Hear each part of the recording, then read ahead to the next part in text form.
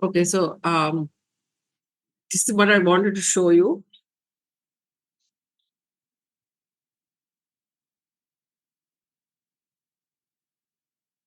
I can't remember who asked the question. I hope the person who asked the question is here. So in terms of the phase one auction,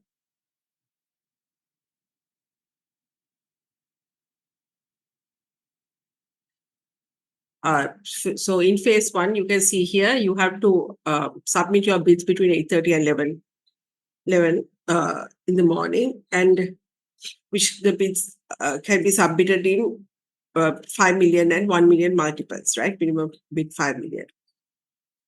And then it also says multiple bids are allowed in phase one. And here, PD effective participation. Minimum per PD is the total amount offered divided by the number of PDs eligible to participate at the primary auction. So if there are 10 PDs in the market, 135 divided by 10 is the minimum amount or minimum quantity that the PD has to offer. So that is 10% of the offer quantity. With 9 PDs, that means 11% of the offer quantity.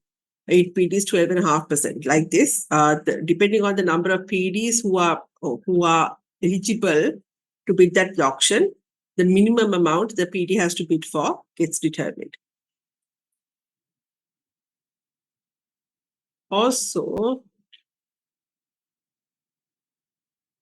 just here you can see, like what we talked about, treasury bonds are issued in DMAT format, dematerialized format, or scriptless. DMAT or scriptless means the same thing, right? It is not in script form. And registered, they have a CDS system. Just like the stock exchange, there is a separate CDS system, central depository system, to register treasury bills and bonds. And the settlement happens through what we call a scriptless securities settlement system, SSSS system, right? Or the SSS system, sorry, SSS system.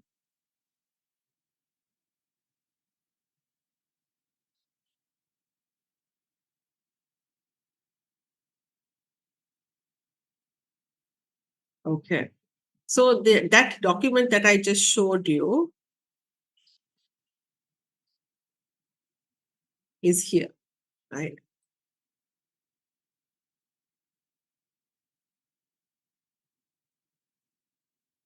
So this is essentially the document that we were just looking at. So you can read through it in terms of the different phases and so on.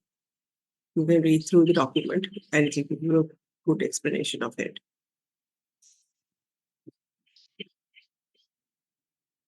This is the document that we looked at in terms of the treasury bill issuance. These are the authorized primary dealers, but that's always here. So you can see here that in Sri Lanka, we have 1, 2, 3, 4, 5, 10 primary dealers that are authorized to bid at auctions. Although we have 13 primary dealers, some of them are suspended. So 10 primary dealers that are authorized to bid at auctions. That means effective participation is 10% right now, or minimum participation, not effective. Minimum participation is 10% right now. And this is on the ISIN number, like I told you. For each of these, we went through each of these separately. Shall we try this example, please?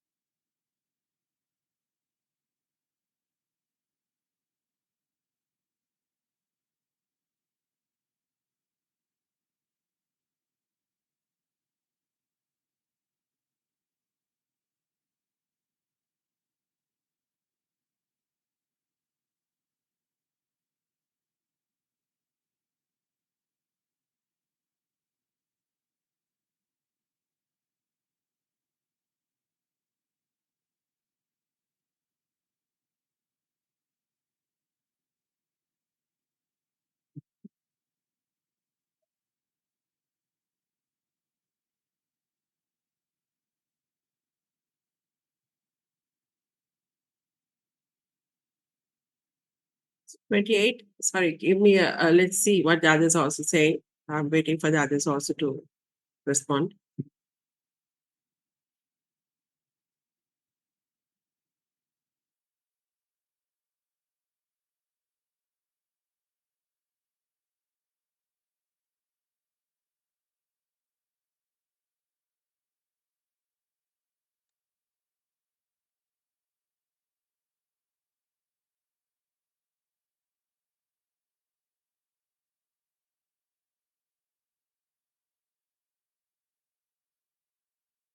Slightly different answers.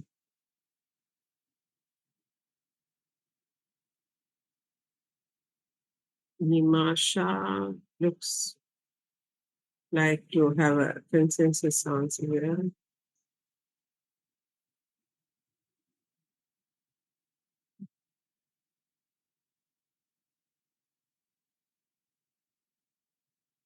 Why is there slightly different answers here for everybody?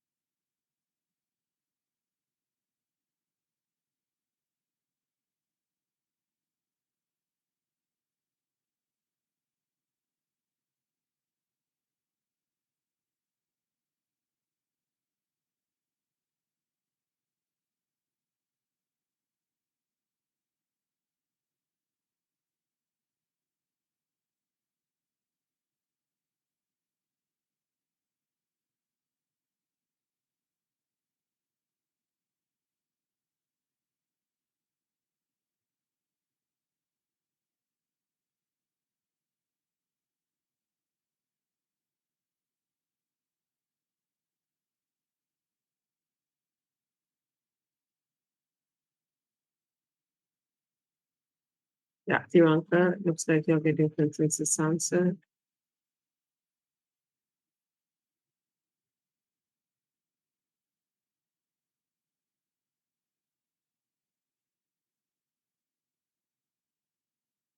Yeah, looks like that's the answer. So, Sampath, you had to calculate it for 100 face value. So, this bill, how many days to maturity is this bill?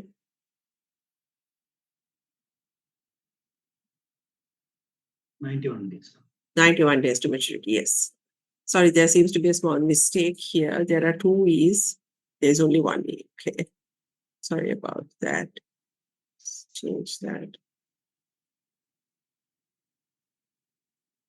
Right. 091 24E 173. So we know it's a bill, okay, 91 days to maturity. And at the time of the auction, it's a primary auction. So that means at the time the primary auction is held, it's 91 days to mature. And you're bidding at the auction at a 9.9% rate. So 100, what's the price? Divided by 1 plus R, face value divided by 1 plus R, D divided by 364, right? So 1 plus 9.9.099 into 91 days divided by 364 gives me that the price that I will bid for the auction is, I think this is the consensus answer, 97.5848. Is that correct? I hope the others who got different answers, you're getting this answer.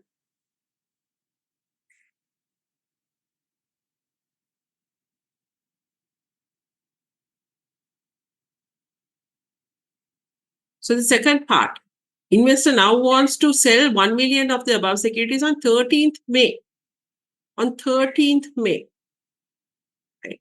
So later on, today is February. In May, the investor wants to sell this bond that he purchased and 1 million bonds, 1 million bills.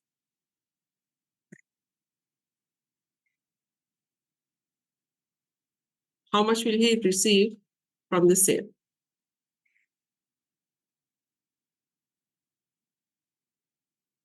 Try that part. So sorry, Sampath. So maybe that's the answer that you're giving for that question. The second part, I will have to wait for the others also to get a consensus answer. Let's see.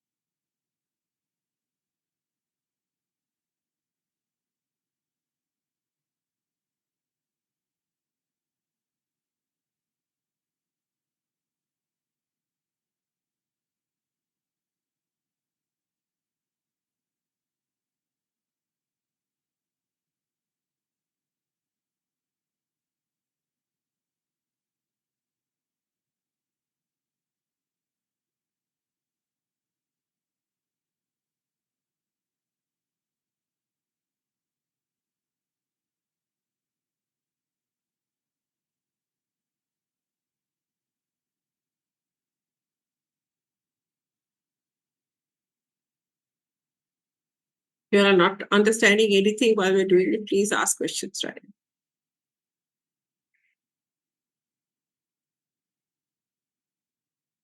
Prasad and Sampath have slightly small differences in the answers. Let's see. Let's wait for 1 minute.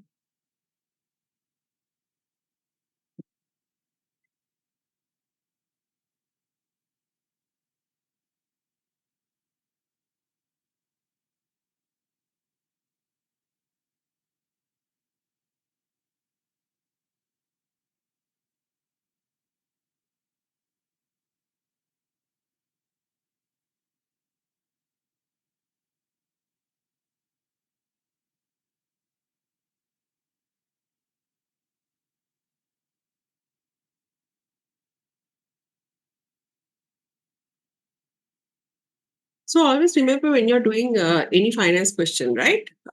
Any valuation of finance question. I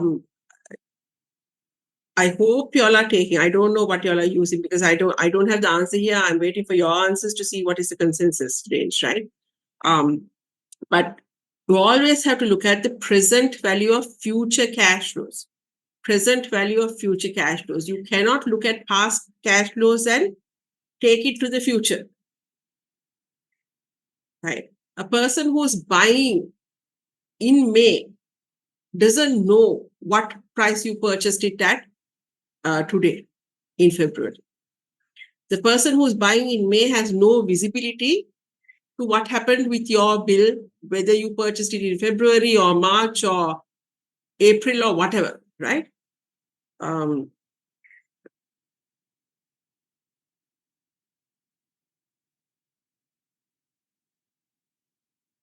I feel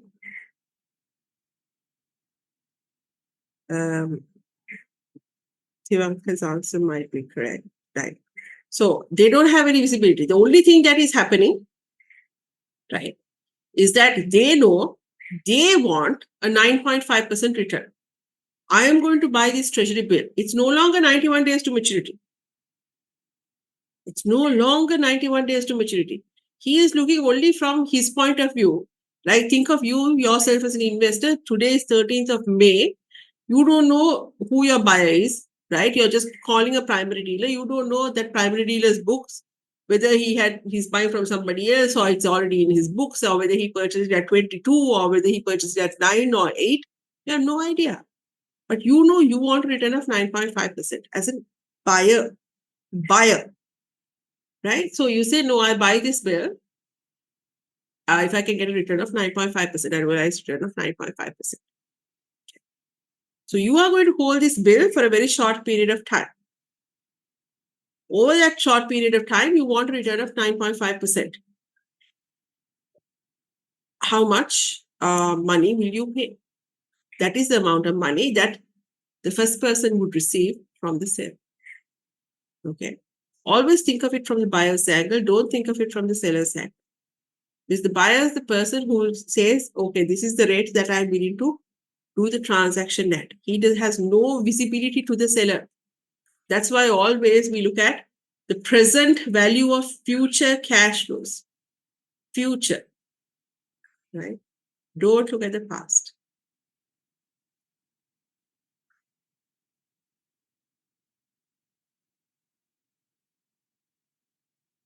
See if your answers change.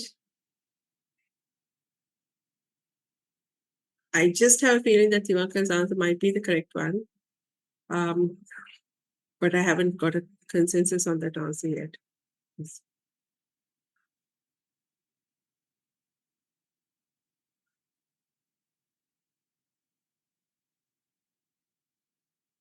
28, are you giving me the return? Because remember, return is percentages. And before the return, I want to know the price.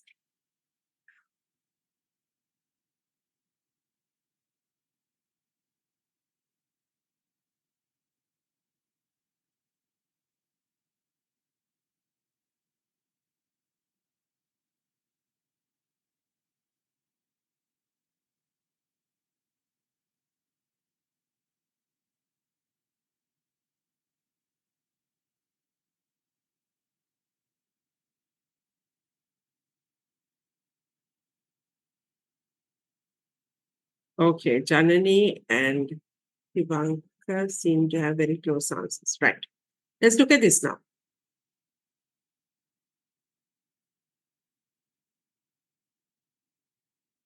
It concerns me that none of you are getting the same answers, right? That's very concerning. But let's look at it. So now you have this investor who has purchased this bill. He purchased it in February, right? I don't know exactly what date. I know you know today because we have shown you this bill and all that, what day he purchased it. But we don't care. We know that he purchased it in February. Now it is May. We know this bill matures on 24, 5th month, 17. That means this bill matures on 17th of May 24. Right? Today is 13th of May 24.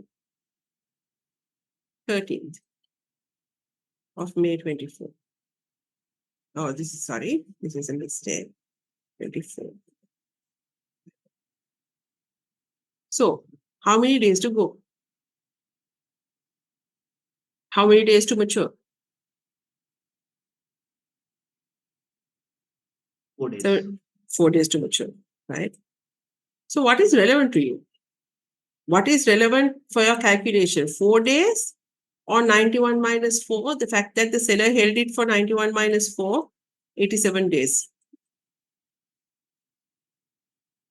What is the relevant number of days for your calculation? 4 days. 4 days, right? Not 87 days. Why? Again, I'm telling you, present value of future cash flows. it doesn't matter that you, as a buyer, purchase this at the auction at 9.9% sunk cost. Doesn't matter. Today, interest rates have changed. Today is May, right? And in May, interest rates have changed. And you will now deal with this environment. You are trying to sell a bill with 4 more days to mature. The person who's buying from you will buy a bill, a 4-day bill, not a 91-day bill. He will buy a 4-day bill, right? And he's saying, okay, based on the current rates today, I'm okay to pay 9.5% to buy that 4-day bill. So you sell it. What is your equation? What is the price that you will get?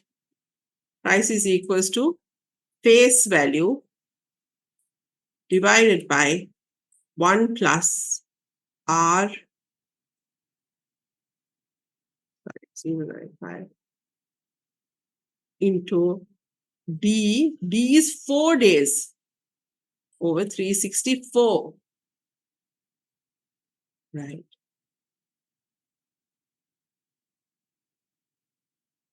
And how much is that? 99 point.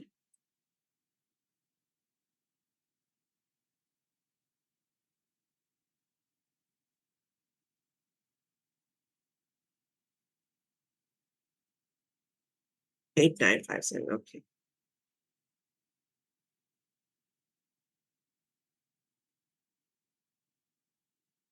So 39 was the person who got that answer first. Right. 8957. 99.8957. Do you understand? Is there any confusion why 87 is wrong? Anybody? Is that okay? You cannot take the fact that you purchased this bond paying 97.5848 today in February, right? And you say, okay, what is the future value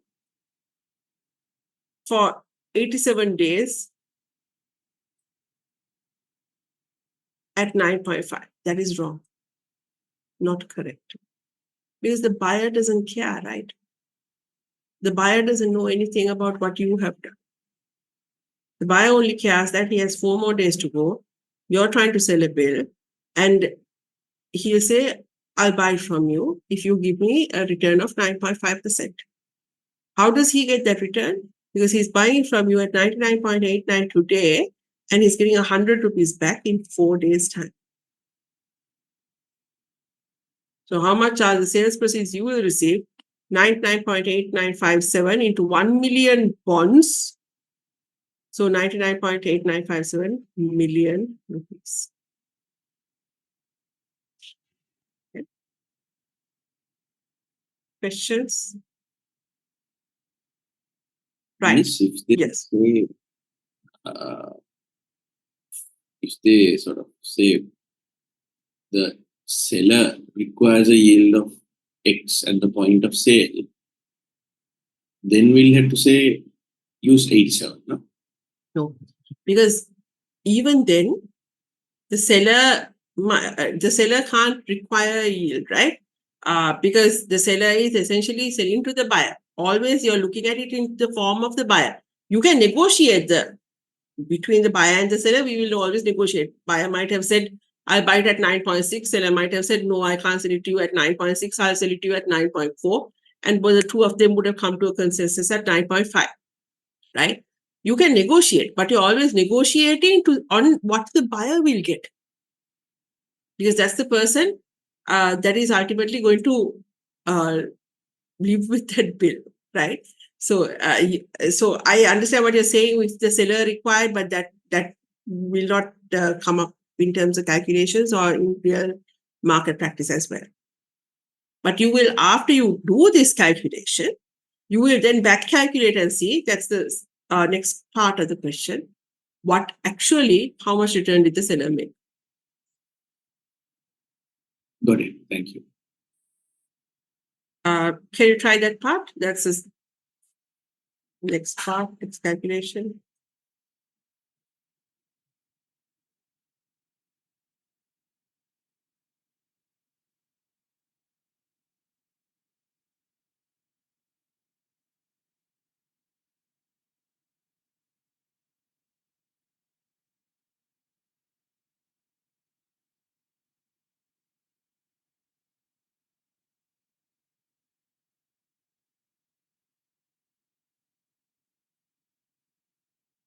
I'm just waiting for only one answer yet.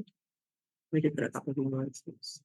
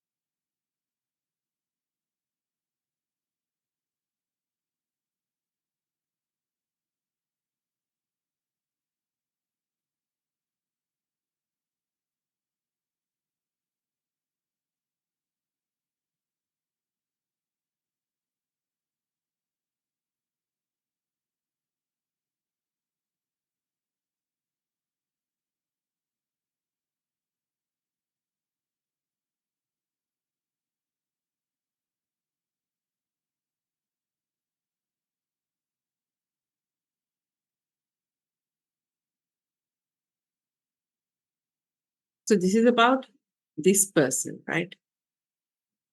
He purchased it at the auction at sorry, 97.5848. He sold it for 99.8957. Returns are always in percentages in finance, right? Absolute numbers doesn't make sense. Returns are in percentages. So he sold it for 99. He bought it at 97 odd. What is the percentage? Okay, Tiranka, Nimesha. Looks correct.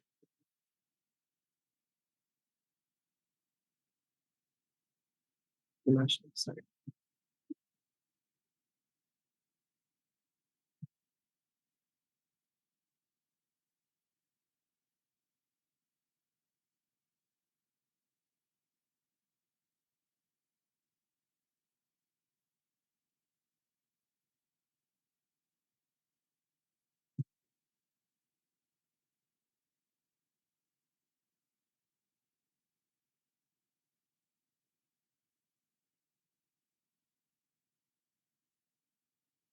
28? No.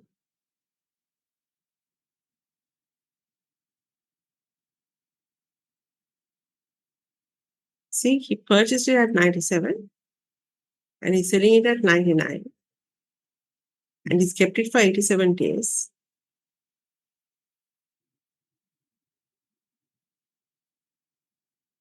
So what's his return?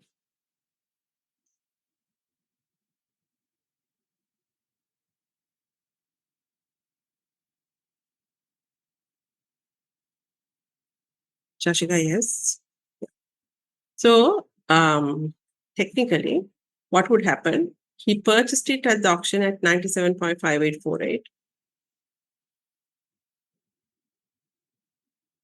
Right. And he kept it for 87 days. And he then sold it for 99.8957.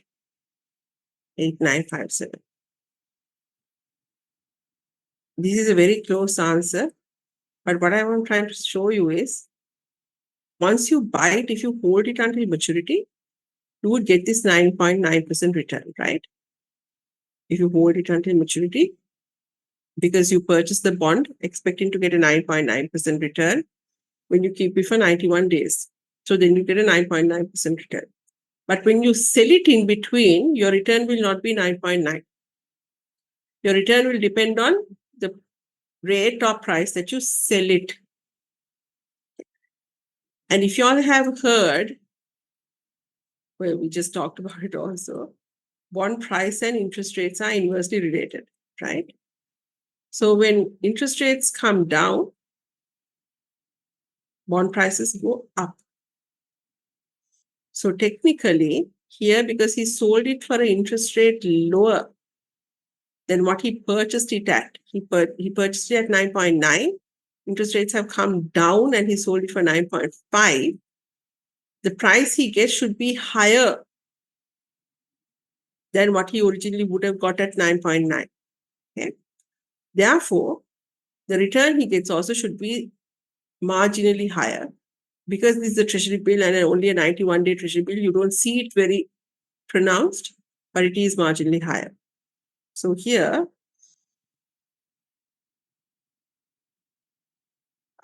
what is your return? Your return is this capital gain divided by the original investment. So 99.8957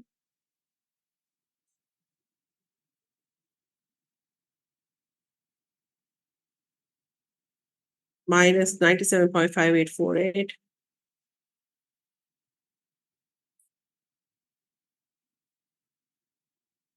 divided by original investment 97.5848, right? This is the non-annualized return. To annualize it, you divide it by 87 and multiply it by, technically it's correct to multiply it by 365, but because I don't want to confuse you, I will multiply it by 364, right? Because this is not about a bill return that you're talking about. What is your return? But because I don't want to confuse you, to keep everything consistent, we'll just multiply by 364. How much are you getting? But you will not be penalized here for using 365. But for any of the bill price calculations, if you use 365, you will be penalized.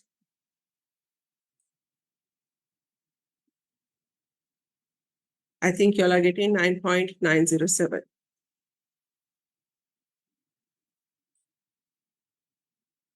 Slightly higher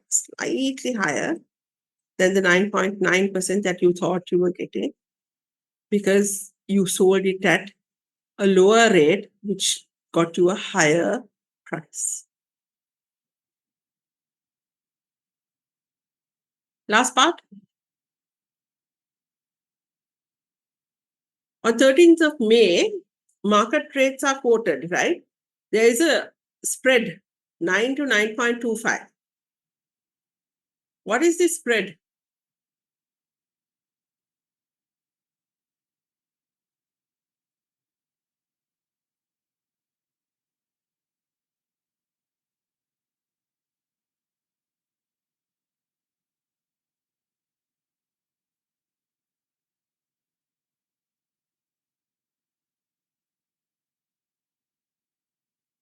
What is this spread?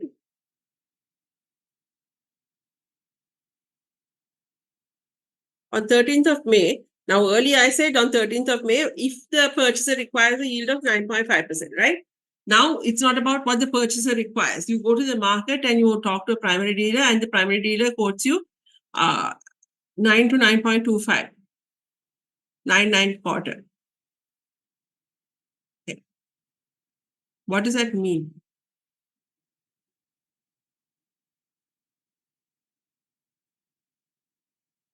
The purchaser will be getting an interest rate of 9 to 9.925. But what do you know? You're the seller, right? In this instance, this example is from the point of view of the seller, right? So here, so this is where you start the example. So this is the person who's now looking to sell his bill, right? Okay. So from that point, how do we look at it? He is looking to now on 13th of May, he wants to sell.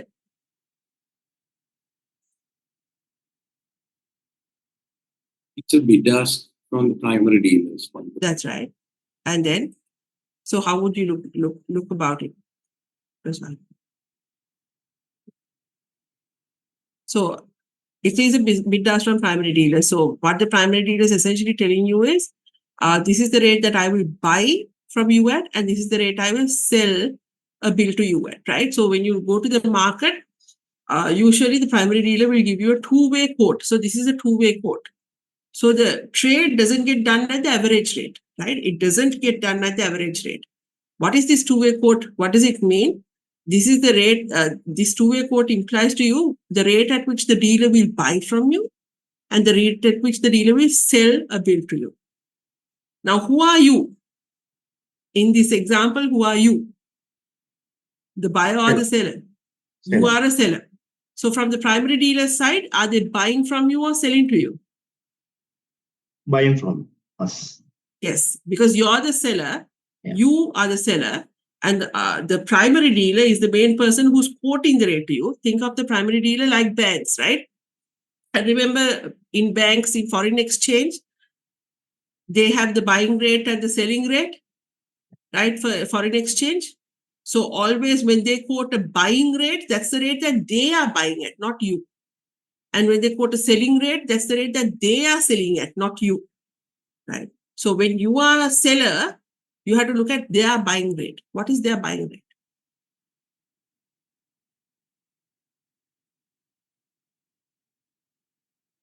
They are willing to buy from you at 9%.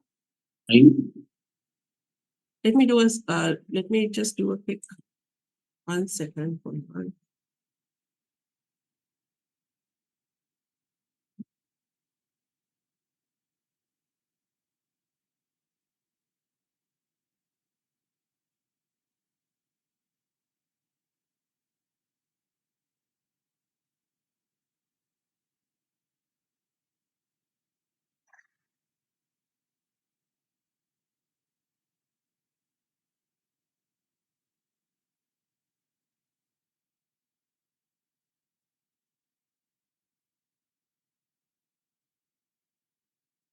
Okay, I'm just gonna put a poll out. It's a very simple A or B poll. I'm just going to name this A, right? And this is B, right?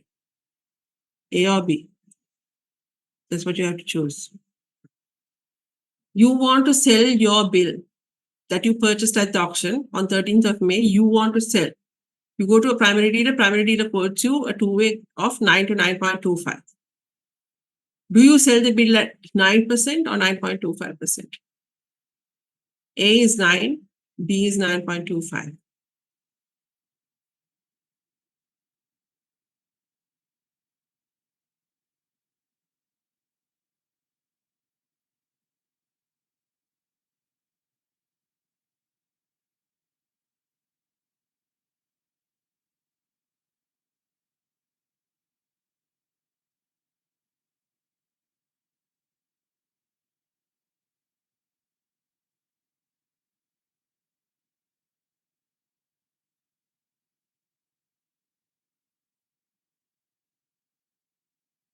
Okay, only 25% of the classes participated.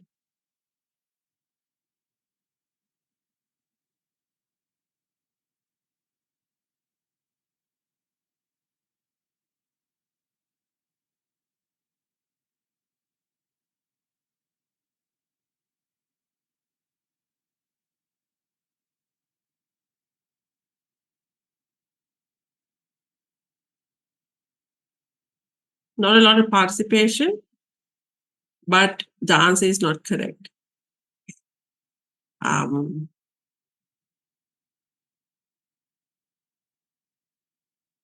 So, what is the answer? You will sell, dealer will buy at 9.25%. Again, the question starts from this person, right, who purchased it at the auction. Purchases on February at the auction a bill, he has it with him. Now on 13th of May, today is 13th of May, he wants to sell it. So he goes to the market, and in the market, he has to deal through a primary dealer. So he asks the primary dealer, what is the rate that you can buy it at? And the primary dealer quotes him 9 to 9.25. It's not the average rate that the trade will happen at. It's either 9% or 9.25. What is the rate that the primary dealer will trade with this person at? This person wants to sell his bill. Primary dealer then will want to? Primary dealer will then want to buy it, correct? Right. Now, will the primary dealer buy it at 9% or 9.25? 9/4. 9/4. It is absolutely 9/4. But why will he buy it at 9/4? He wants the higher end of the return. Yeah, he wants the high end of the return, right? Remember the terminology buy low, sell high? Buy low, sell high, right? When the primary dealer buys it at 9/4, he buys it at a certain price. Let's call that price P1, right? Or P buy. He buys it at a certain price. Okay. Now, do you think 9% when he sells it, he will sell the same bill at 9%? Let's call that P sell.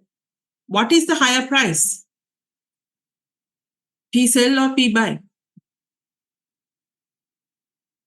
For him, sell. Yeah, for him sell, right? So it's not about, always remember, the primary dealer is in the, how does he make profit? He makes profit on the margin, right? So he will buy low, sell high. So when you want to trade, you go to a primary dealer and he quotes the rate. It's like the bank. You think of it, for y'all, it would be easier to think of foreign exchange. Foreign exchange bank will also buy low, sell high, right? You will sell to the bank at the disadvantageous rate for you. To the bank, they'll buy it at the cheaper rate and sell it at the higher rate. Same day, they can do a transaction, they make a margin. Same way for the primary dealer, he'll quote to you, he'll say, if I'm buying from you, I'll buy it at 9/4. That means he's going to pay a certain price. So that's his cost. Same day, he can immediately sell it to somebody else at 9%. And he keeps that margin, that spread, right? From your side, yes, you are at a disadvantage.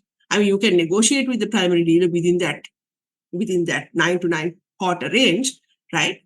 But I mean, you can, or you can talk to other primary dealers and see whether you get a better rate. But there will always be a spread between the buying and the selling. Does that make sense to you? Yes, ma'am. So, how would your answer change if your market rate's quoted at 9 to 9/4? Then what would happen? You would be selling this bill at 9.25. And because you're selling this bill at 9.25, what would happen?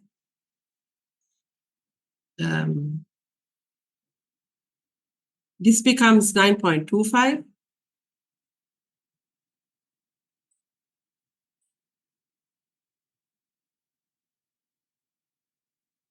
Right? And therefore, this answer would change. And with this answer changing, this amount changes. And therefore, the final answer will also change. But what's important is to understand that you are selling it, the investor, or you as the investor are selling it to the primary dealer. What rate will you sell it? What rate will you buy from him? Any questions, confusions, clarifications? So the initial investors return selling at 9.25 versus 9.5 would be higher, no? Yes, absolutely. So if the market rates were like this, he's better off anyway.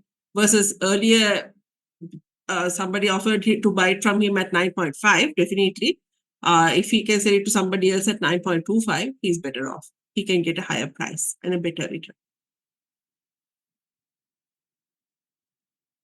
And in the second question, where it was 9.5% purchasers yield requirement, so he's making a better return than 9.9 because it's safe to assume that market rates have come down.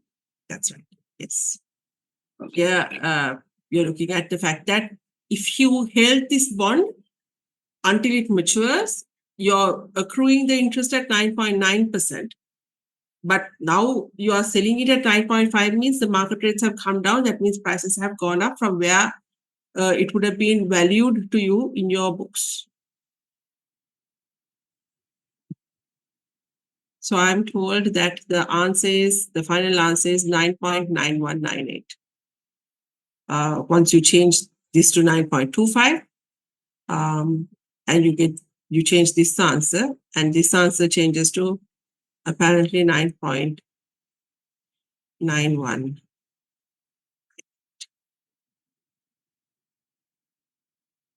It's not verified, but should be correct. Should be somewhere there. Okay. So yeah, that's on treasury bills. So we took some time on that. That's on treasury bills, right? Anything that we missed out on? I think I'll just show you one more thing before we move.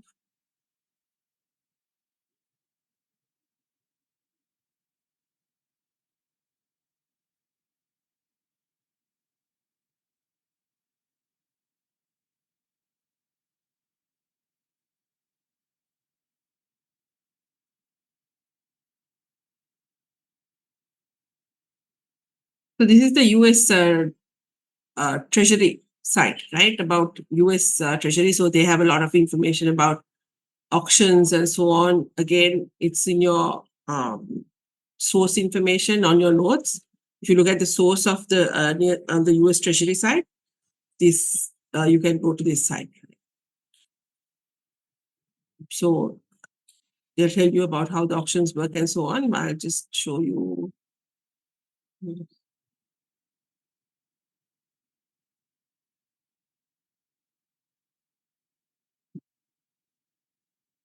It's okay.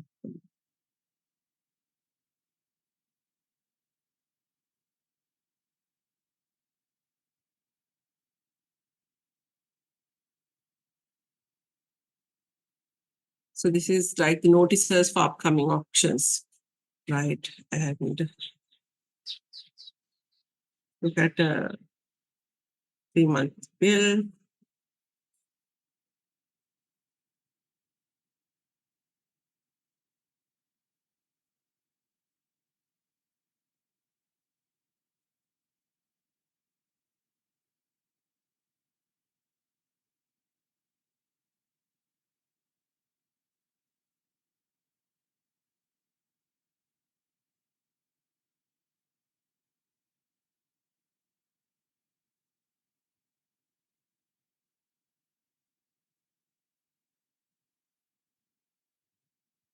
So here you can see the offer announcement, right?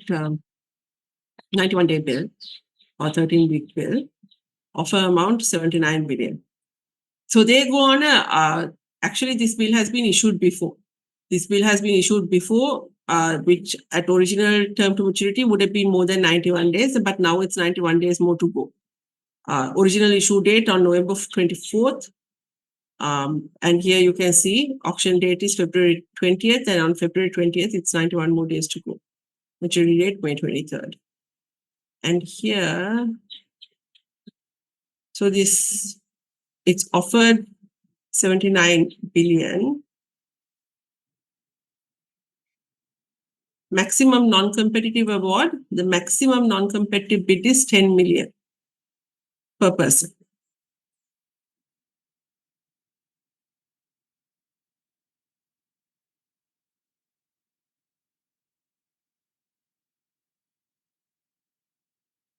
And they have a separate closing time for non-competitive, separate closing time for competitive.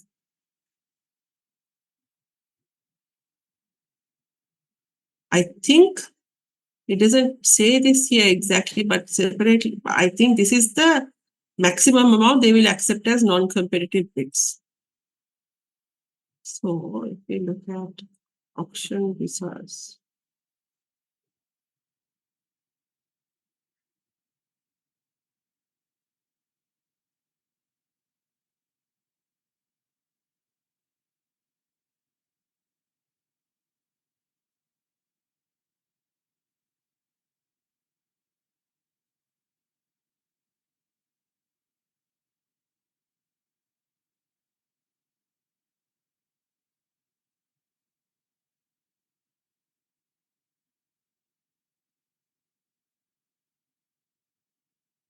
See, so that bill, 91-day bill, non-competitive bid essentially 2.44 billion of non-competitive bids accepted on a 79 billion auction. Amount remaining for competitive bids, 76 billion. And then non-competitive results, you can see here, of 76 billion, of 79 billion, 2.4 billion in non-competitive bids. On competitive bids, 76 billion. This is the amount of bids received. See, 2.4 billion came, 2.4 billion was accepted. And then 76 billion remaining for competitive bidding. Out of that,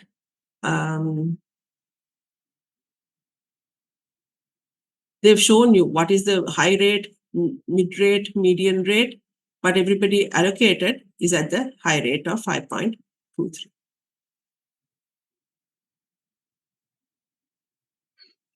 People who came through primary dealers, direct bidders, all of these are shown.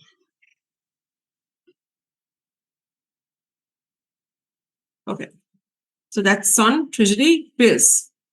So let's move to a very short one, call money. In terms of money market, so in terms of call money, you are talking about your Fed funds rate, right? So essentially, what are you talking about when we talk about the Fed funds rate? Your short-term funds. These are interbank borrowings, right? Interbank borrowings. So when you talk about interbank borrowings, you're looking at banks borrowing among each other. So short-term funds transferred between financial institutions, usually for one day. So this is the interbank overnight market. In Sri Lanka, we call it the call money market. In the US, it's called the Fed funds market. Fed funds market. Right? But it's simply what? Interbank call money loans. These are single payment loans. Single payment loans. Essentially short term, mostly overnight, unsecured, bank to bank. So very safe, very liquid.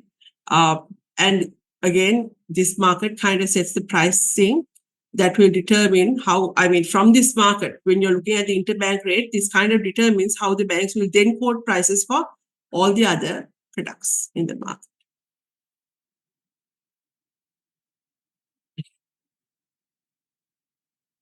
So we come to repo agreements. Another product that we have are essentially repo agreements. So what do you mean by a repurchase agreement? What do you mean by a repurchase agreement? At the time of issuing, the issuer agrees to buy it back at a desired period, rather. Yes, correct. So what is a repurchase agreement? It's essentially an agreement to repurchase, right? So it's a sale with the agreement to buy back. Technically, what is it? A repurchase agreement is a sale of a security with the agreement to buy back. So what does that mean? You have two parties.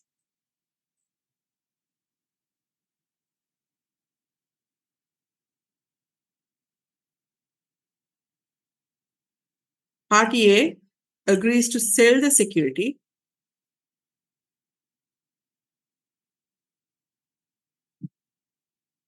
And agrees that after a period of time, usually overnight, agrees to buy it back from party B.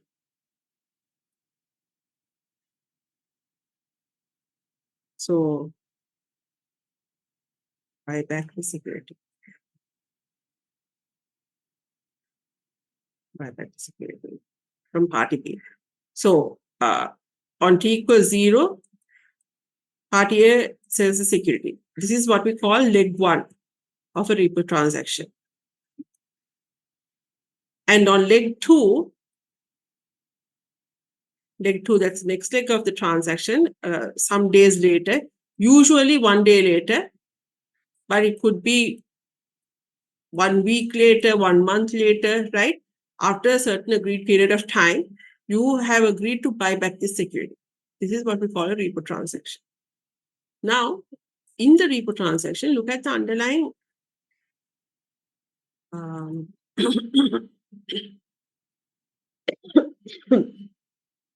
cash transfers, right?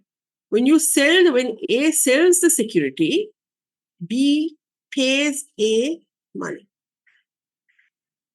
Right? And when A buys back the security, A pays B cash, money. Right? Obviously, calls.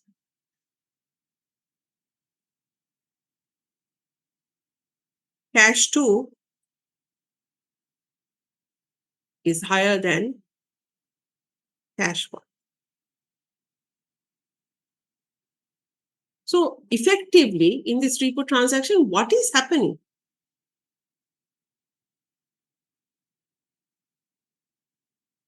When you look at the money movements, because repo transaction by definition says it is a sale of a security with the agreement to buy back, with a forward agreement to buy back, right? But when you look at the money movement, what is really happening here?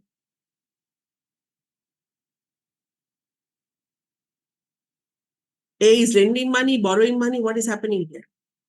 What does it look like? A is borrowing money. A is borrowing money, right? Here in the repo transactions, definitely A is borrowing money. So what is happening here? This is like a collateralized loan.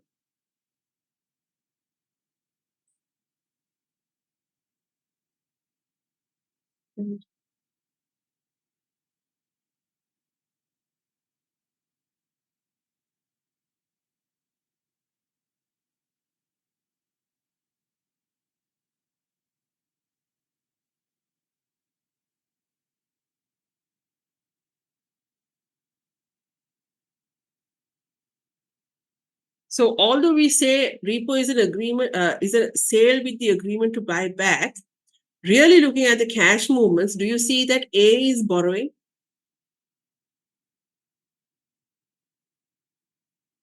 A is borrowing money and paying it back later. And as a collateral, he is given B securities, right? And he's getting his securities back later. B is lending money. And as collateral, he's taking securities from A. And later on, he's giving back the securities once he gets the money back. So effectively, repo is what? It's a collateralized loan. Usually backed by government securities, but repos don't only need to be backed by government securities. 99% of repos in Sri Lanka are backed by government securities, right? Because most repos in Sri Lanka are done with primary dealers across banks backed by treasury bills or bonds, right? But repos can be done for corporate debt, can be done for debentures, commercial paper. It's something you're giving a security, a collateral. So this is a different form of a collateralized loan. You're not giving a property, right? You're giving a financial security as collateral and you're borrowing money. That is a repo transaction, a collateralized loan. So again, what is a repo transaction? It is a sale of a security with the agreement to buy back. But effectively, what is happening in that repo transaction? The party is taking a loan with collateral after giving collateral. Okay. So in repo transaction, okay, before I go to that, what is a reverse repo transaction?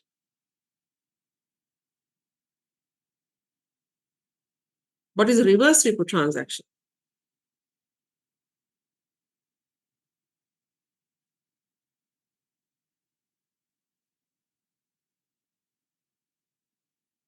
A buys back the repo before the agreed time period.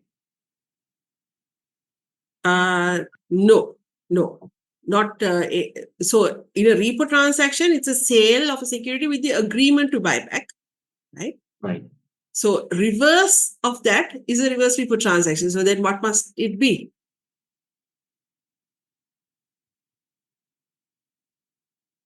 It's exactly opposite, reverse repo transaction. So what is that?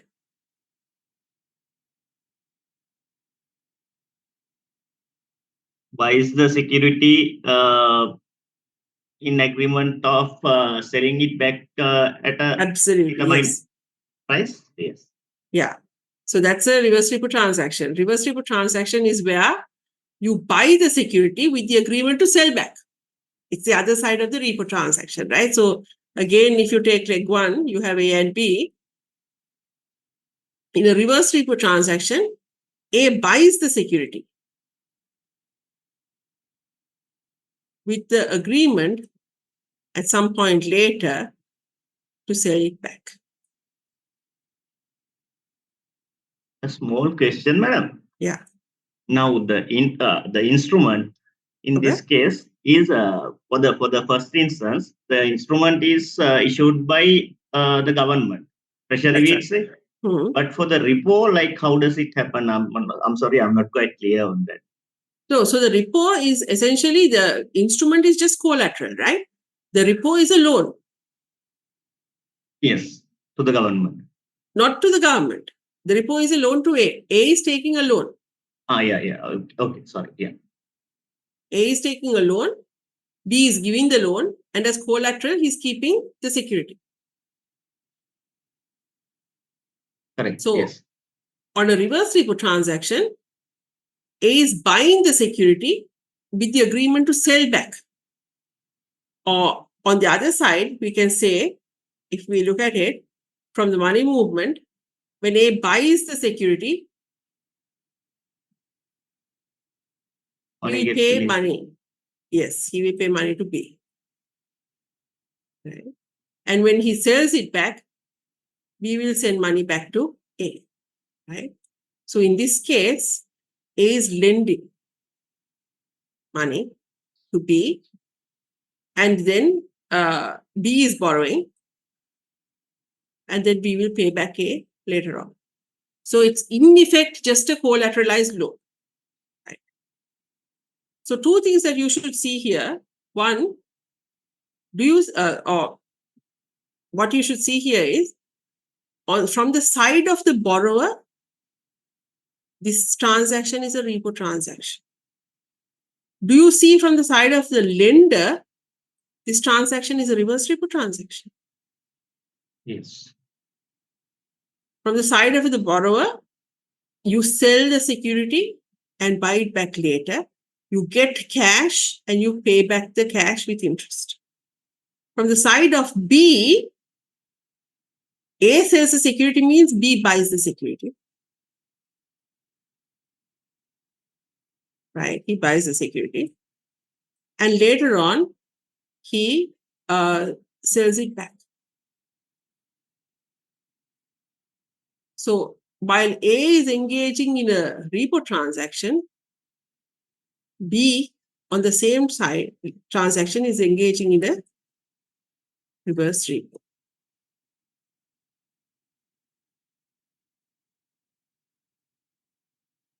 So always the borrowing party is engaging in a repo transaction. The lending party is engaging in a reverse repo transaction. But in general, market practice, right? We usually define repo and reverse repo on the side of the dealer. We as investors usually define repo and reverse repo on the side of the dealer. So imagine you're an investor and you want to earn money through a repo transaction. Okay. What do? You go to a dealer and you say, I want to do an overnight repo. I can invest 500 million, right? So I invest 500 million and then 2 days later or whatever, or overnight repo means 1 day later, I get my money back with interest. In this transaction, I will get collateral. On day 0, when I give 500 million, I will get collateral. Right? That is essentially treasury bills or treasury bonds. And then at the end of the period, which is tomorrow, when the repo matures, I will get money back with interest and I have to give back that collateral. So technically, I am doing a reverse repo transaction because I am lending. and the borrower is borrowing, that's the dealer is borrowing, therefore he is doing a repo transaction.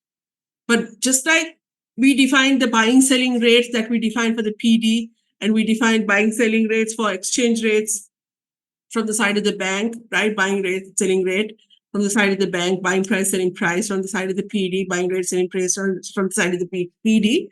Repo also we can define, or we usually market practice is to define from the side of the dealer or the bank. So therefore, then what would happen? When the dealer is borrowing, we call it a repo transaction. When the dealer is lending, we call it a reverse repo transaction. So generally, when the dealer is borrowing and I am giving money to the dealer, I am doing a reverse repo transaction. The dealer is doing a repo transaction. But we call it a repo transaction because the dealer is from the dealer side, dealer is borrowing. Does that make sense? Questions?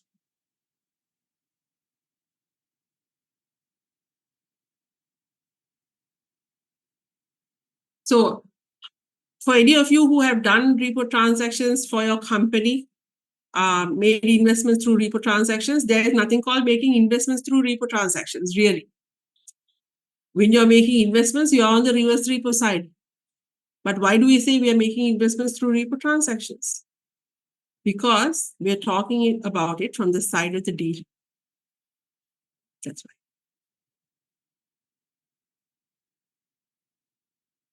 Now, usually in repo transactions, we talk about a term called haircut, a haircut.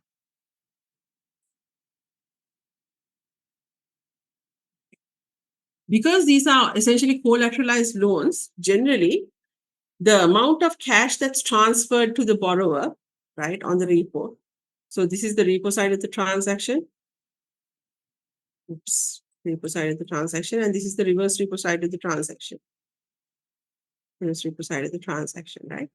Usually the cash that's transferred to the borrower is not as high as the amount of assets that are sold to the lender, right? This collateral is higher than the cash that's transferred to the borrower. So we say the cash that we get is at a haircut. We have a haircut on the collateral. We have a haircut on the collateral. Why is this?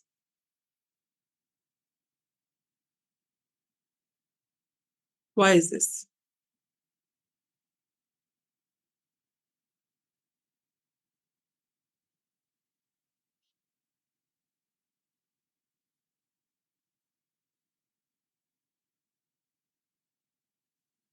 Because the market price of the collateral can change. That's right. Absolutely. So in overnight repos, that fluctuation is not so bad, right? But imagine a repo that's there for 2 months, a 3-month repo, or 1 month repo, or 3-month repos, right? If you saw, now again, I remind you, for those of you who are not familiar with markets, remember, interest rates and prices are inversely related, right? So the collateral is what? These are the securities, right? These are securities, treasury bills and treasury bonds. So when interest rates go up, prices can go down. The value of the collateral comes down. Remember, in 2022, when we went through our crisis in May, suddenly interest rates shot up from 15% or 11-12% to 20%. Then again, 1 month later, it shot up from 20% to 30%, right? Interest rates. Imagine a situation where you are in a 6-month repo or 3-month repo, right? You start at the beginning of May or something, and at that time when interest rates were 11%, you have taken collateral. Collateral is with you. You've lent money to the borrower, and the borrower is engaging in a repo transaction, right? And he's given you collateral. Now, this collateral, if he borrowed 80 million from you, if it was just a simple sale with agreement to buy back, then the value of the cash transaction should equal the value of the security, right? If it's simply a sale with agreement to buy back, the amount of money moving hands should equal the value of the security. So if that was the case, you would have got $80 in cash for $80 worth of security that is sold to this person, right? If that was the case, imagine when interest rates in Sri Lanka suddenly spiked from 15 to 20% or from 11 to 20%, right? 1 month later on a 3-month repo, right? Suddenly I've lent money, $80 to this person, and I have collateral which was originally worth $100, but now worth much less. And then again, next month it spikes again. The value of my collateral comes down again. Right? Suddenly, I have lent money and I don't have enough collateral with me. So that's why we keep a haircut. A haircut is the collateral value that we get, the value of the security that we transfer, buy or sell, is higher than the actual cash movement. Right? The cash is at a haircut to the security value. Why is that? To keep some room for market fluctuations. To keep some room for market fluctuations. So yes, you are at risk when you do an overnight repo, but you're at higher risk when you do a 1-month repo. You're at higher risk when you do a 3-month repo. Right? Longer the repo, the higher the probability of market fluctuations bringing the value of your collateral down. So because of this, central bank has, you can look through this file, that's right at the bottom here. Central bank has a direction that is there to say the minimum amount of, that's a minimum only. It doesn't necessarily mean that this is the amount of collateral that has to be there, but a minimum haircut that you have to have on your collateral when you're doing repo transactions. So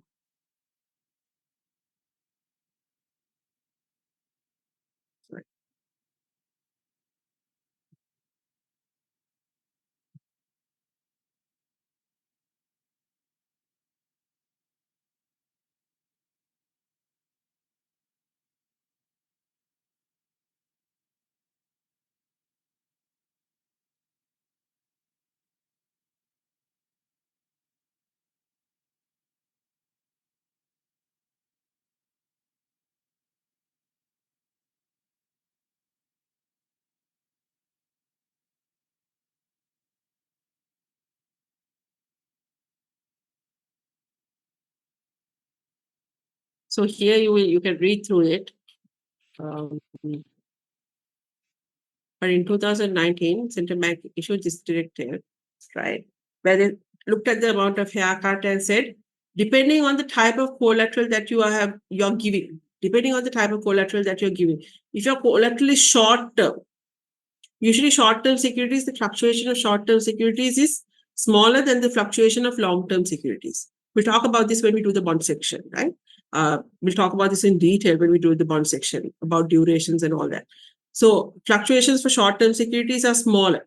Now, even in our treasury bill example, you would have seen my 9.9% went up to 9.901 or 07%.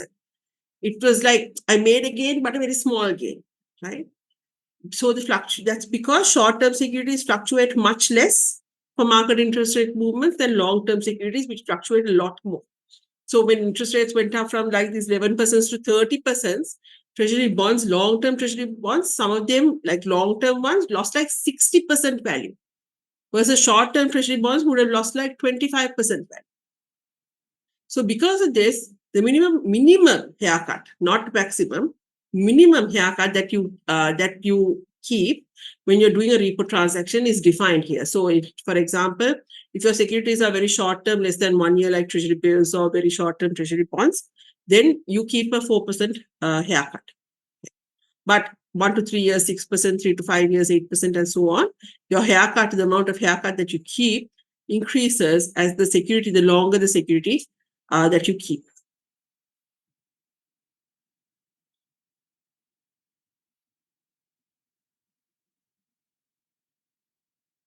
Okay.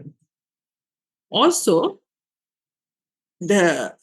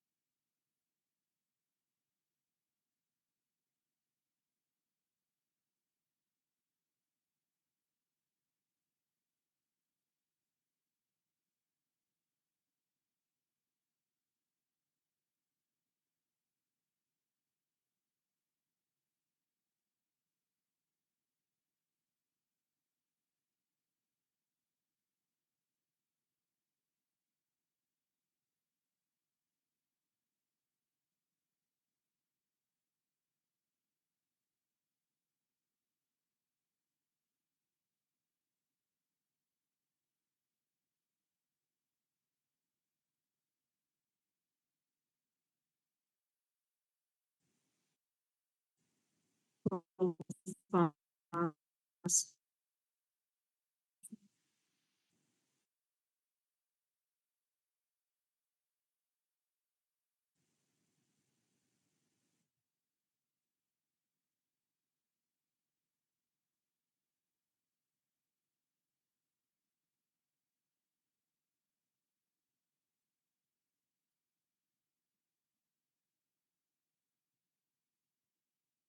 I can't show this to you because something seems to be wrong with my internet connection today.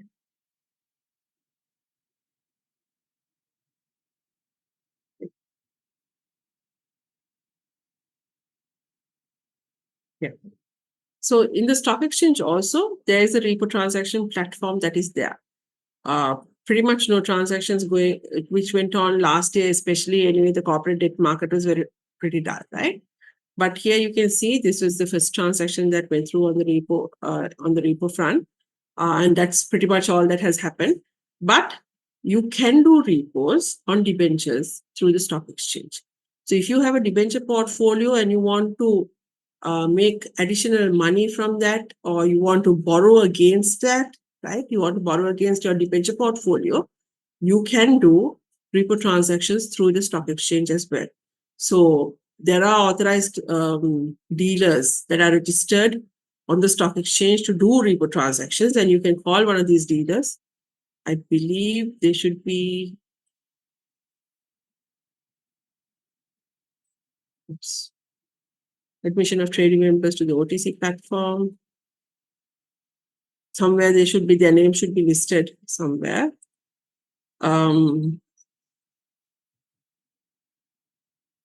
I'll find it.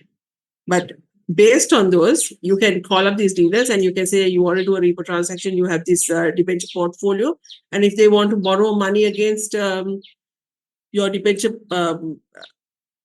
if you want to essentially do a repo transaction where you want to borrow money, then what will you do? You will sell the debenture portfolio to the dealer with the agreement to buy back at a later date. So that's where you want to borrow.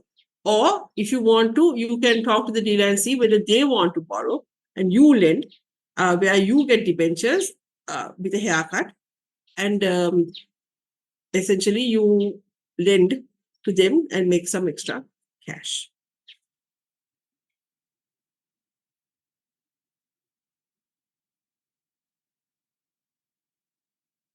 This, so the primary dealers do repos purely on government securities, is it?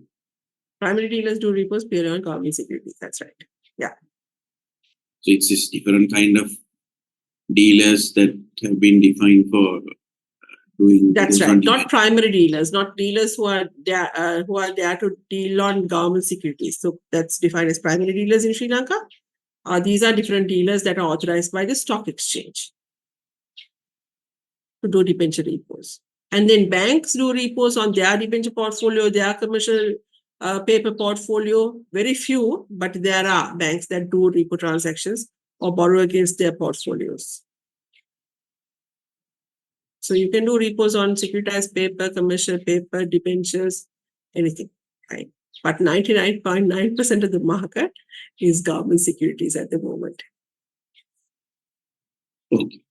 And when you say banks do it, for example, if commercial bank has issued its own debenture, not on that, but something that they've invested in. No? That's right. It's not on their own debenture. Like they would have things that they have invested in. They would have invested maybe in other commercial paper from companies or lent to companies in the form of commercial paper without straight loans, or they would have bought trust certificates as investments. So against these, you can do repo transactions. Okay, thank you.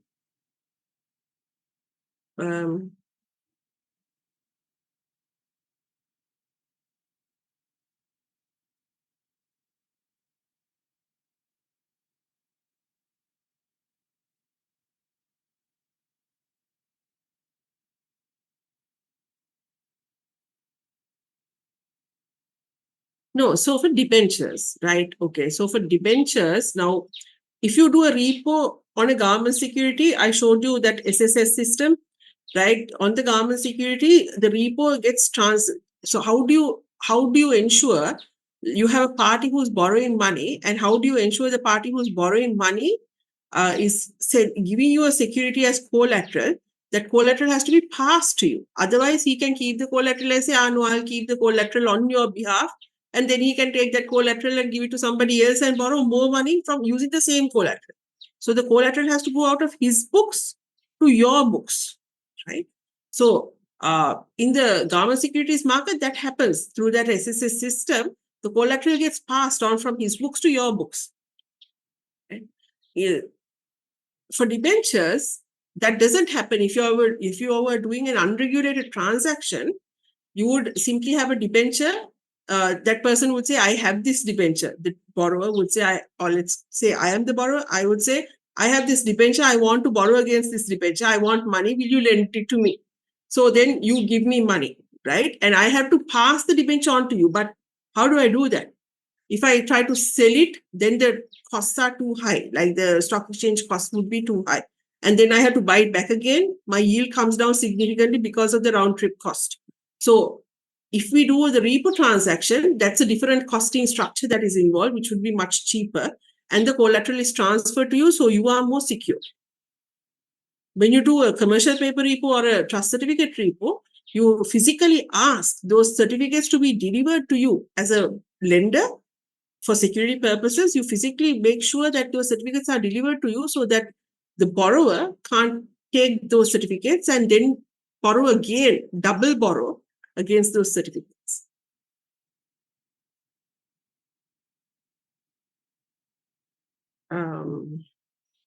Yeah. Also, so in these repos, like when you talk about the haircut, when you look at the amount of cash that you will look at for the haircut, right? One thing that you have to understand is you always look at the haircut from the point of, not from the point of the point where you borrow money. So here you see the collateral that's being given is 100 and the cash amount is 80, right? So the amount borrowed by the repo borrower is 80 for 100 haircut. But he's promised to pay back in leg 2, he's promised to pay back $88, right? $88 to the lender, which is the capital plus interest for his borrowing. The haircut is measured at this point. Although you're measuring the haircut at t equals 0, right? At the start of the transaction, you have to make sure your collateral is enough to pay for capital plus interest at the end of the transaction. So when you measure the haircut today, you look at the maturity of the transaction, is the collateral enough to pay you back? So the premium or the haircut, right? Remember that 4%, central bank rules, we saw 4%, 8%, 10%, 12%. That haircut is measured against your final maturity value. Yeah. So let's look at that. Try this question.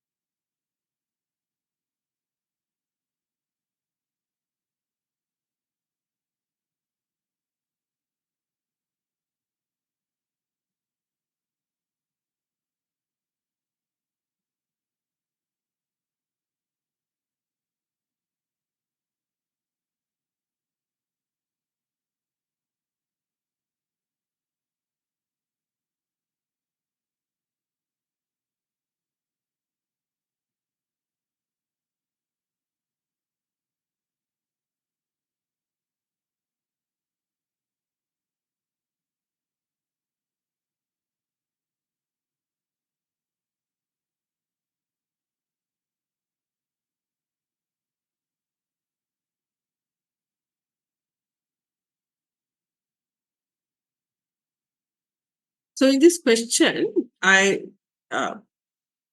need you to understand two things here. Again,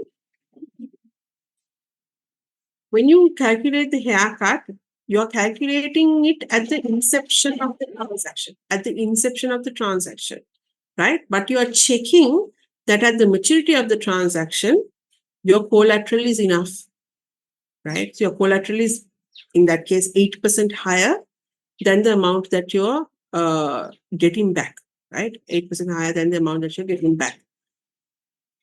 Also, this is the market value of the collateral, not the face value of the collateral. That's very important. Market value of the collateral, not the face value. Why? Because imagine you took 100 million face value treasury bill, right? And the market value of the treasury bill today, it's a discounted instrument, no?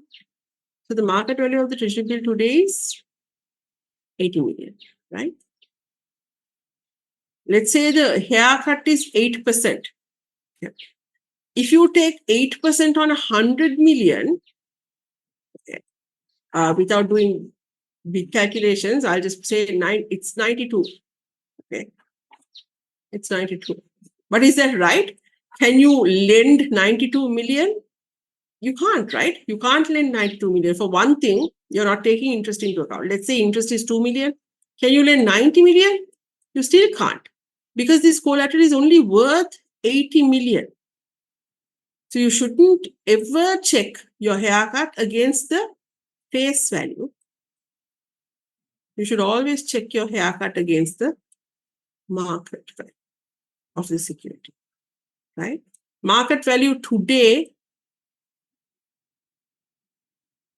against the value of the security that you're going to get back at maturity. Keep that in mind when you're doing this question.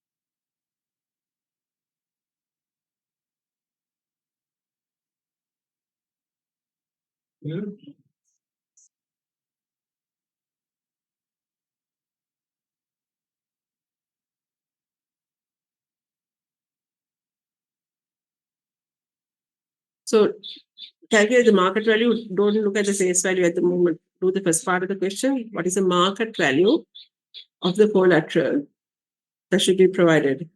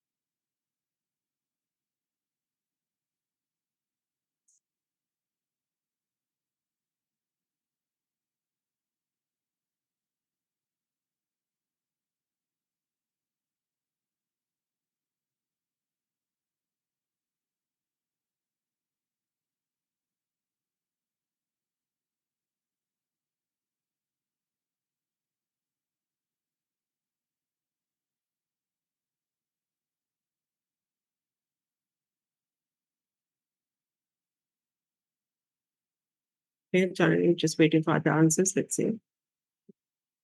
So the first part of the question right now, don't worry about the second part. It's the market value of collateral.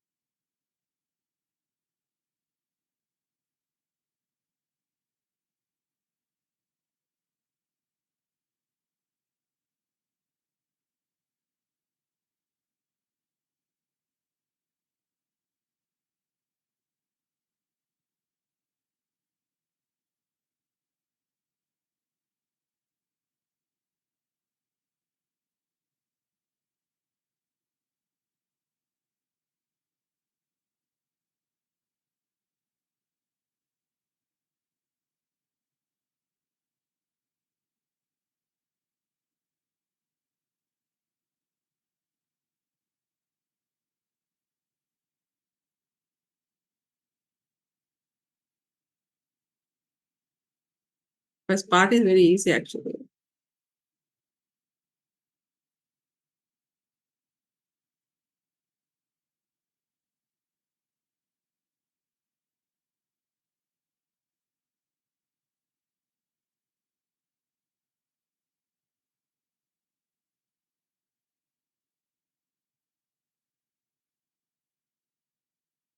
Ravindu, are you rounding? I feel like it's rounded too much.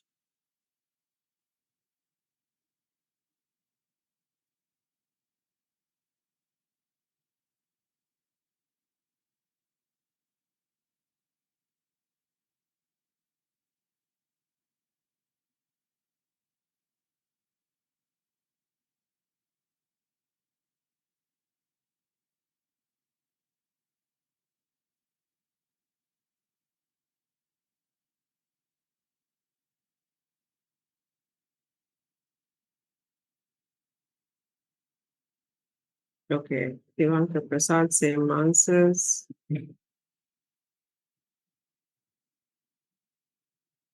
Johnny, it looks like the answer is different.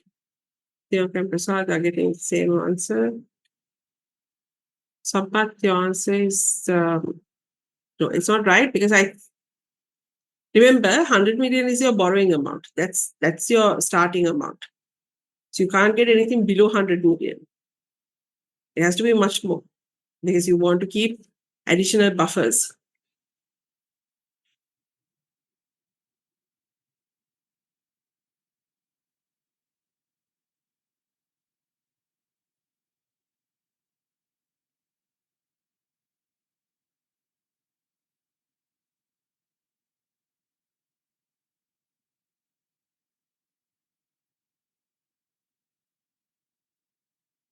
So you have A who is borrowing, right? It's a weekly repo, meaning 7 days later, he has to pay back the borrowing, which he borrowed at 9.5%. So he borrows 100 million. And 1 week later, how much does he have to pay back? 100 million plus interest. 100 million into 9.5% into 7 days divided by 365. Repos are generally measured on 365-day basis. If you all use 364, it's fine, it's okay. But generally it's on 365-day basis. How much is this? Is this 107.8? Is that correct? 182,191. 182, so Interest component.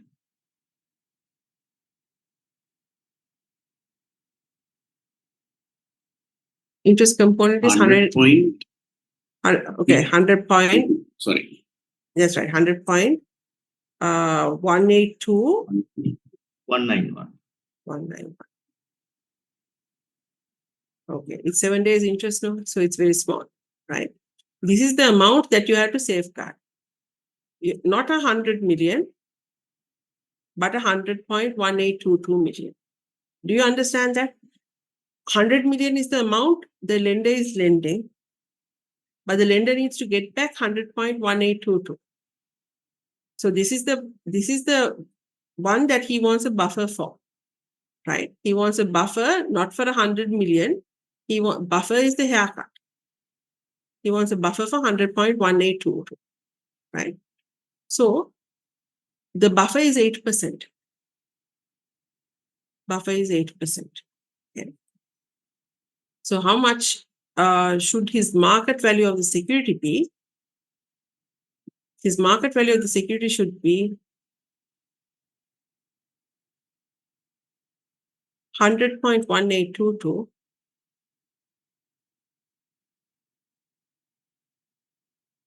technically divided by 1 minus 8%. That's 92%. Right. How much is that? 108.893. 108.8937. Okay, so sorry, let's say market value is equals to 100.1822 divided by 0.92. Equals 108.8937. Okay, right. So I hope you don't get too confused about dividing it by 92%, right? Now, technically, what should it be? It should be 8% more than this 100.1822. Not 8% more than 100. It should be 8% more than maturity value. That's the first thing, right?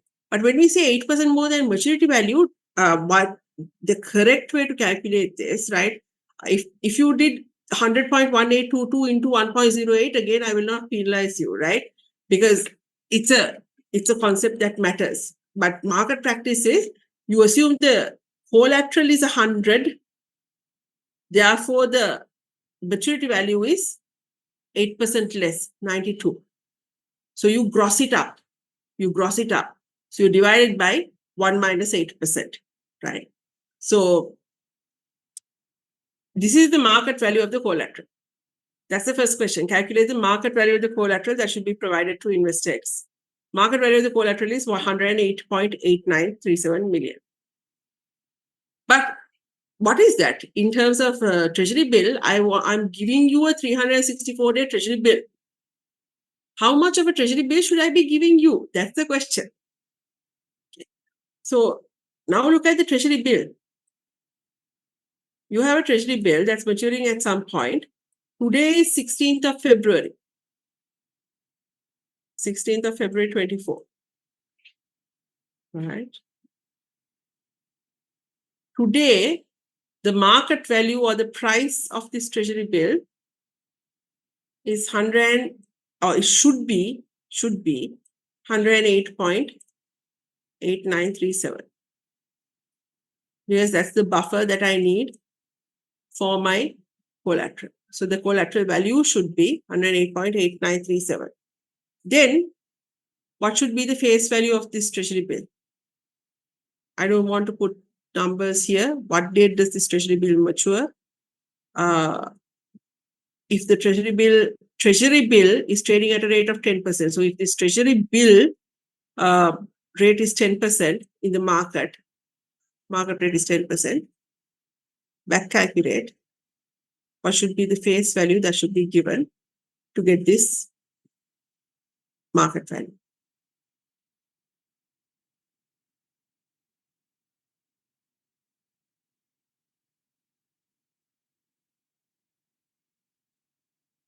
Miss, isn't face value always 100? So face value is 100, you're right. But face value is 100, but now you're calculating in millions, right? You are recalculating it backwards. This is in millions. This is not about 100 unit. You're talking about how much. That is also still the face value because it's digitized. No, there is nothing called 100 anymore. For calculation, ease of calculation, and for ease of auctions, we use for every 100 rupees. That's the terminology we use. For every 100 rupees, what is the price? But now we are not calculating the price. We are calculating what is the amount, the value of treasury bills that we want. That's still the face value of the treasury bill. Won't that be market value? No, market value is today's value. This is the maturity value, if you want to think of it as maturity value. Face value is technically the maturity value. The unit maturity value is 100. But now we are not asking what is the unit maturity value. We are asking what is the total maturity value.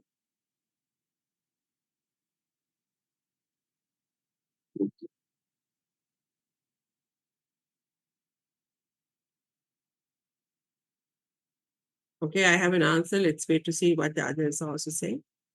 28. 1 second.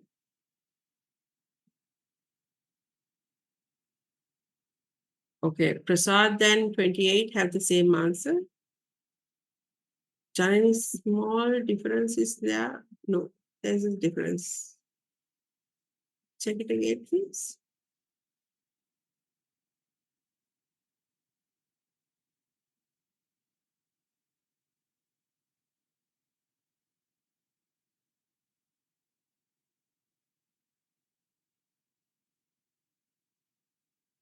It might be the number of days that that is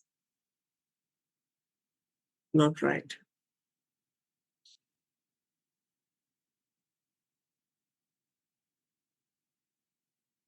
So when does this treasury bill mature? Without knowing when the treasury bill matures, we can't do this calculation. When does this treasury bill mature? In 1 year's time. Yes. On it's not even, yeah. So this is a treasury bill that's maturing on 14th of February 2025.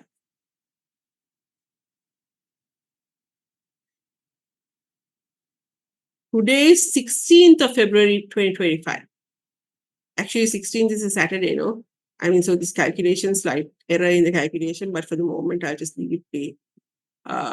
Technically, it's 16. No, it's Friday. So that's okay. That's okay. In 1 year's time, you're right. So how many days between 16th of February 24 and 14th of February 25?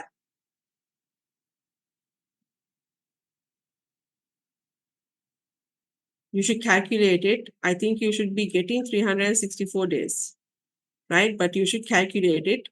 So 16th to 29th of February, right? 29th of February, you have how many days? 13 days. February, March, April, May,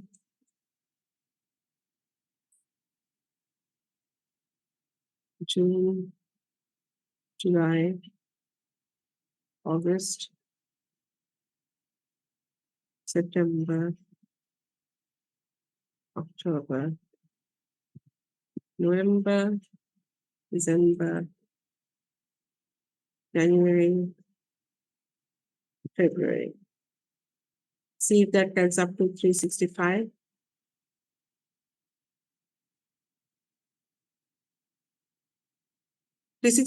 Days, no? That's right.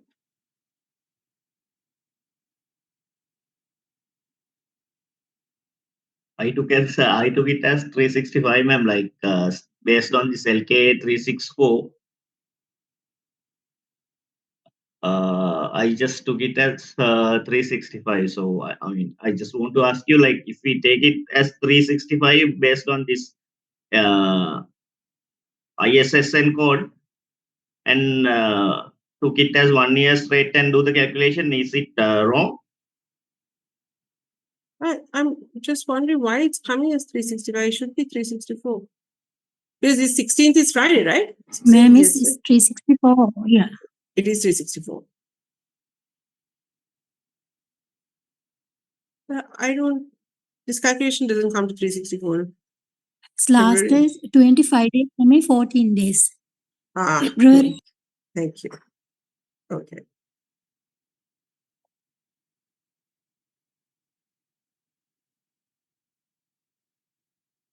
If you get 365, you get 365. Then you use 365, but you won't. I mean, the maximum that you will get anyway in this would be 364, right? I mean, bad. I would have preferred if I had worded the question where this was done on the 21st or something, so that you see this differently without having an exact 364-day treasury bill. But that's the way I have worded the question by mistake. So you have a 364-day treasury bill, right? So now what happens? 108.8937, and you have the face value. So we use the fact that the price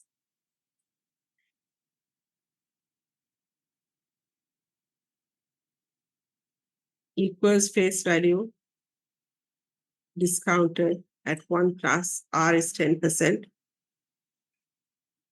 right? Treasury bill is at 10% into 364 days divided by 364 days.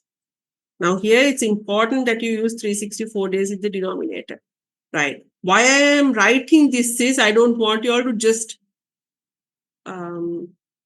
change this any which way you want to, right? This is important because the number of days. Can I change the question actually? Can I please take your leave? This part won't change anyway. The only thing that will change is, let's make this date. Otherwise, you'll get confused when you're looking at it at some other point in time. Let's make this 15th of March. I'm sorry about that, but let's make this 15th of March. Right. Assume today is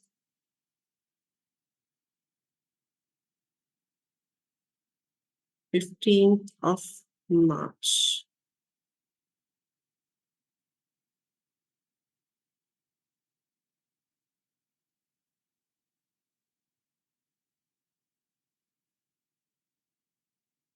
So sorry about that, but I don't want you to get confused later on when you're looking at your notes. The question was not properly, well worded. I would prefer that you, when you look at your notes, you can understand it better.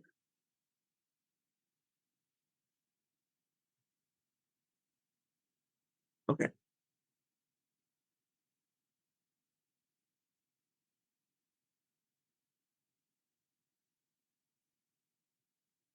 Everything says the same.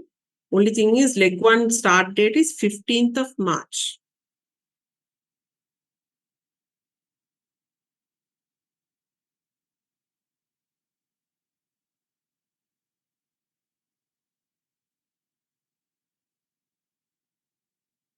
Then what is the face value?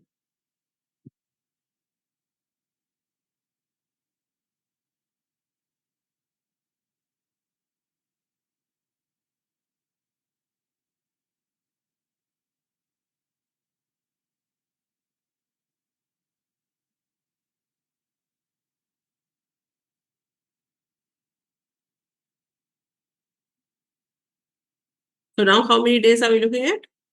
We're in March. April, May, June, July, August, September, October, November, December, January, February. For March, you have 31 minus 15, 16 days in March. So therefore, how many days in total?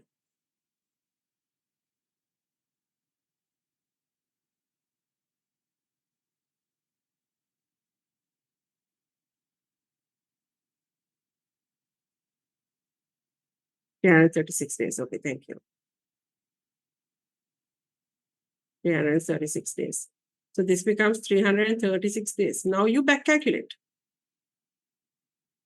to find FB. Where is FB?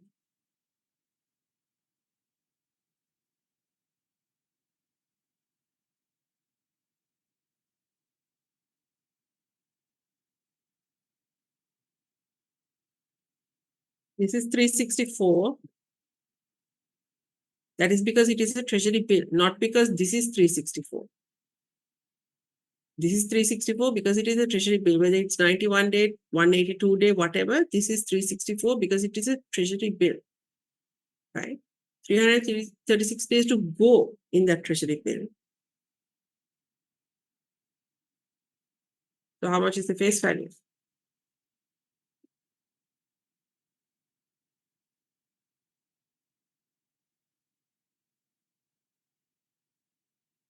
$118.9454, is it? Can somebody verify?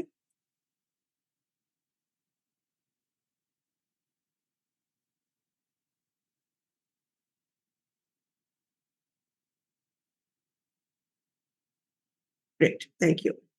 118.94. Thank you. Okay. So do you see what is happening here?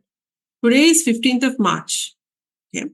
I am entering into a repo agreement, you have a dealer who's borrowing money at 9.5%. Do you see the difference in the rates? Treasury bill is trading at 10%, but the dealer is borrowing money for 7 days at 9.5%. Okay. Just put in numbers here, probably high, right? So 9.5% for 7 days. So essentially, I want to know how much I should safeguard myself against market fluctuations. And we've said 8%. You should safeguard against market fluctuations. You should have an 8% buffer. So how do I calculate the buffer? I look at the fact that me, on the other side, I'm lending 100 million to this guy, right? And at the end of the 7 days, I'm supposed to get 100.1821 million, right? End of the 7 days, I'm supposed to get 100.1821 million, right? So that means when I keep an 8% buffer, I divide it by 0.92, I should have a treasury bill with me that is worth 108.8937. I should be sold a treasury bill that is worth 108.937 today, worth 108 million today, right? But the problem is treasury bills, when you sell treasury bills, like usually when you deal, you don't say, give me a treasury bill worth 108 million. You say, give me a treasury bill where the face value is 100 million, or face value is 200 million, or face value is 110 million, or whatever. We talk in terms of face values. So now I have to figure out, so how much is this in face value terms? Face value terms. So remember, don't get confused. Unit of the face value is 100, right? When we talk about the unit of the face value being 100, but face value is simply the maturity value of the bill. So face value can be 50 million, 100 million, 200 million. It can be 110 million, 350,000, right? It can change. The unit is 100, 1 unit. So now the dealer says, I'll give you a bill, a 364-day maturity, 364 ISIN bill. I'll give you, right now the bill is trading in the market at 10%, right? So if the bill is trading in the market at 10%, then what would happen? I would look at, okay, 336 days more to go for this bill to mature. So I back calculate the face value and I tell the dealer, okay, give me securities worth 118.94 million face value or 119 million face value. Because then I know today's market value of this 118.94 million face value is 108, which gives me a comfortable 8% buffer for my repo. Okay. Any questions? Right. So, Go ahead. So in terms of your face value, how it can change is if the collateral was a different kind of security or a different security. For example, if it was 6 months. Yes. Then Then your that number value of will- days changes and your face value changes. If the rate was different, your face value changes. Rate as in market rate. Market rate. But if that remains the same, then the value will change only if he's giving us different security. Security, yes. A treasury bond will have a different rate, a different time to maturity. All of those will change the face value. Okay, thank you.